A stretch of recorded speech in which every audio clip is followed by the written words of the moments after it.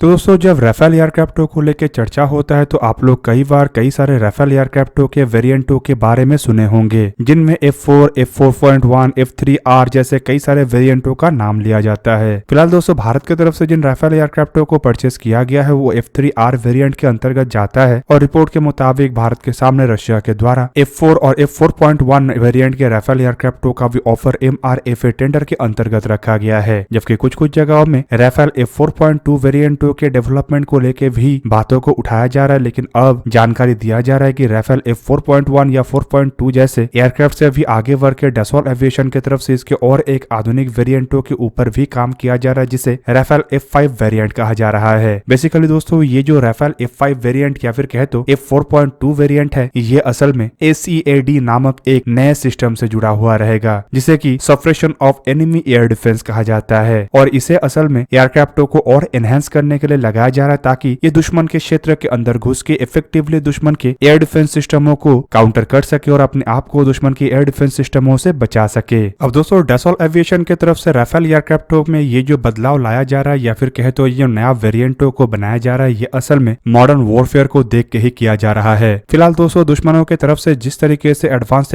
तरह air defence सिस्टमों का निर्माण किया जा रहा है, उसे देखते हुए डसॉल्ट एविएशन को ये महसूस हो रहा है कि अगर भविष्य की लड़ाई जीतना है तो एयरक्राफ्टों को इतना मजबूत होना चाहिए कि दुश्मन के एयर डिफेंस सिस्टमों को सप्रेस कर सके और एयर डिफेंस सिस्टम के अंदर घुस के भी हमले को अंजाम दे सके। नहीं तो आने वाले भविष्य में एयरक्राफ्टों के द्वारा अंजाम दिए गए मिशनों के सक्सेस होने का संभावनाएं घट जाएगा। अब दोस्तों राफेल एयरक्राफ्टों में F4.2 और F5 वेरिएंटों में अगर ये suppression of enemy air defence system capability को जोड़ा जाता है तो एक्सपर्टों का मानना है कि हॉस्टाइल एरिया के अंदर घुस के मिशनों को और सक्सेसफुली किया जा सकेगा और ऐसे एयर एक्टिविटी के लिए एक तरीके से ऑफेंसिव ऑपरेशंस के लिए एनवायरमेंट को बेहतरीन बनाया जा सकेगा। अब दोस्तों एयर डिफेंस सिस्टम को न्यूट्रलाइज करने के लिए कई सारे देशों के द्वारा इलेक्ट्रॉनिक वॉरफेयर सिस्टमों का इस्तेमाल किया जाता है। बेसिकली किसी भी ऑफेंसिव मिशन के दरमियान जो एयरक्राफ्टों के बेड़े का इस्तेमाल किया जाता है उनमें एक या एक से अधिक ऐसे एयरक्राफ्ट रहता है जो कि इलेक्ट्रॉनिक वॉरफेयर या जैमिंग कैपेबिलिटी के साथ होता है ताकि दुश्मन के एयर डिफेंस सिस्टम को न्यूट्रलाइज किया जा सके और उसे मात दे के मिशन को अंजाम दिया जा सके। पर यहाँ पे दोस्तों अगर एक ही एयरक्राफ्ट को ऐसे suppression of enemy air defence के कैपेबिलिटी के साथ जोड़ा जाता है तो एयरक्राफ्टों के जो मल्टी रोल कैपेबिलिटी है वो और मजबूत होगा और एडिशनली कोई सेपरेट इलेक्ट्रॉनिक वॉरफेयर और जैमिंग एयरक्राफ्टों के आवश्यकता नहीं पड़ेगा। दोस्तों यहाँ पे आप लोगों को ये भी जान के रखना चाहिए कि कई सारे ऐसे एयरफोर्स भी है जो अपने फाइटर एयरक्राफ्टों में इलेक्ट्रॉनिक वॉरफेयर और जैमिंग पॉड्स का इस्तेमाल करके बेसिकली ऐसे मिशनों को अंजाम देता है, जबकि कई सारे बड़े एयरफोर्स तो स्पेसिफिकली ऐसे अलग टाइप के एयरक्राफ्टों को भी होल्ड करता है। पर अब तक एकत्रित रूप में दोनों ही कैपेबिलिटी एक ही एयरक्राफ्ट में नहीं जोड़ा गया है। और दूसरी तरफ अगर देखा जाए तो ऐसे अगर पॉड्स का इस्तेमाल किया जाता है तो बेसिकली हथियारों के जो कैपेबिलिटी है वो घट जाता है। मतलब जितना हथियार एक एयरक्राफ्ट के द्वारा कैरी करने का आवश्यकता पड़ता है उतना हथियार ये कैरी नहीं कर पाता। माना जा रहा है कि डसॉल्ट एविएशन के राफेल F4.2 और F5 वेरिएंट दुनिया का ऐसा पहला वेरिएंट होगा जो suppression of enemy air defence capability को इनबिल्ड होल्ड करेगा। और डसॉल्ट एविएशन की तरफ से अपने 4.5 जनरेशन के एयरक्राफ्टों में इस तरीके के कैपेबिलिटी को इसीलिए जोड़ने का तैयारी किया जा रहा है ताकि अपने बढ़ते हुए एयरक्राफ्टों के डिमांड को बरकरार रखा जा सके। आप लोगों के जानकारी के लिए बता दूं कि बीते कुछ सालों में डसॉल्ट एविएशन के जो राफेल एयरक्राफ्ट है ये कई सारे देशों का पहला पसंद बना हुआ है और इसी कारण कुछ ही सालों के अंदर राफेल एयरक्राफ्टों के काफी अधिक ऑर्डर डसॉल्ट एविएशन को मिला है और एक्सपेक्ट किया जा रहा है कि इस तरीके का ऑर्डर आने वाले लगभग एक दशक तक बरकरार रहेगा। और इसी कारण डसॉल्ट एविएशन अपने राफेल एयरक्राफ्टों को कमजोर होने नहीं देना चाहता है और भविष्य के जो वॉरफेयर है उसके मुताबिक भी ढालना चाहता है। शायद इसी कारण के वजह से डसॉल्ट एविएशन के ये नए वेरिएंटों को बनाया जा रहा है। जबकि दूसरी तरफ अगर देखा जाए तो डसॉल्ट एविएशन फिलहाल पैरेलली 6th जनरेशन के एयरक्राफ्टों के ऊपर भी काम कर रहा है। हालांकि जो 6th जनरेशन के एयरक्राफ्ट डसॉल्ट एविएशन बना रहा है वो केवल मात्र फिलहाल यूरोप के लिए है और डसॉल्ट एविएशन इस तरीके के एयरक्राफ्ट अन्य देशों को बेचेगा या नहीं बेचेगा ये भी अभी से नहीं कहा जा सकता। हालांकि अगर बेचा भी जाता है तब भी सभी देश इस तरीके के एयरक्राफ्टों को अफोर्ड नहीं कर सकता और इसी कारण माना जा रहा है कि अभी भी 1 से 2 दशक तक 4.5 जनरेशन के एयरक्राफ्टों का ऐसा ही डिमांड रहेगा। हालांकि अगर इन एयरक्राफ्टों को मजबूत नहीं किया जाता है तो मॉडर्न से मॉडर्न तरीन जो एयरक्राफ्ट बन रहा है उसका डिमांड बढ़ेगा और ऐसे डसॉल्ट एविएशन के राफेल जैसे एयरक्राफ्टों के डिमांड घट जाएगा और किसी भी तरीके से कंपनी ये नहीं चाहता है बोल के ये नए इक्विपमेंटों को जोड़ा जा रहा है। जबकि दोस्तों मेरा मानना यह है कि शायद आने वाले समय में और अतिरिक्त ऐसे इक्विपमेंटों को इन एयरक्राफ्टों में जोड़ा जाएगा जो एयरक्राफ्टों को एक तरीके से फ्यूचरिस्टिक एयरक्राफ्टों में कन्वर्ट कर सके।